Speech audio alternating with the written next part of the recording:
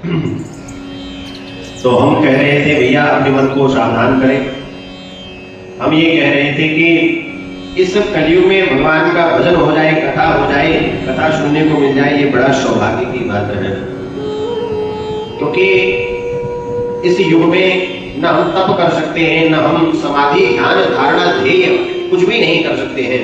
इस कलयुग में सिर्फ हम कर सकते हैं तो सिर्फ भगवान का भजन कर सकते हैं। और कलयुग में श्रीमद् भागवत में श्लोक है, यत् फलम नास्ति तपसा न योगेन समाधिना तत् फलम लभते सम्यक् कलौ केशव कीर्तनात्। संतों की वाणी भी यही कहती है, पूज्य प्रेमानंद जी भी यही कहते हैं हमारे, कि इस कलयुग में कुछ नहीं करने की जरूरत है।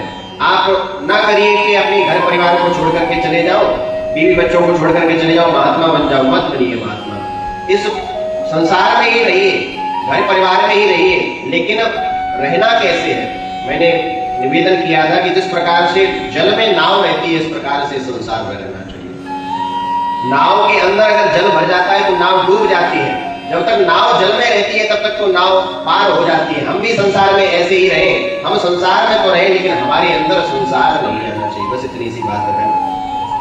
और कलयुग केवल नाम आधारा। कलयुग में जो फल सतयुग में, द्वापर में, त्रेता में तपस्या करने से, समाधि लगाने से, तप करने से जो फल मिलता था, और युगों में द्वापर में, त्रेता में वही फल इतना सहज कर दिया है कि वही फल कलयुग में सिर्फ नाम संकीर्तन, कलौ केशव कीर्तनात्, भगवान के सिर्फ कीर्तन मात्र से, नाम स्मरण से ही वही फल हमें सहज नहीं प्राप्त। गोस्वामी तुलसीदास जी कहते हैं कि कलयुग केवल हरि गुण गाहा, गावत नर पावहि भव थाहा।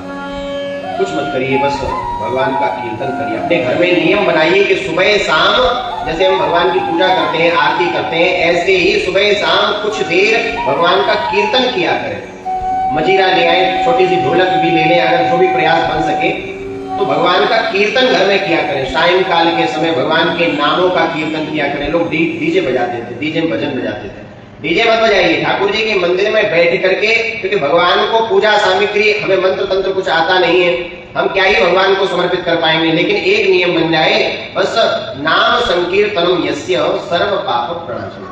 नाम संकीर्तन मात्र करने से व्यक्ति के जन्म जन्मांतर के, युग युगांतर के, कल्प कल्पांतर के पाप नष्ट हो जाते हैं।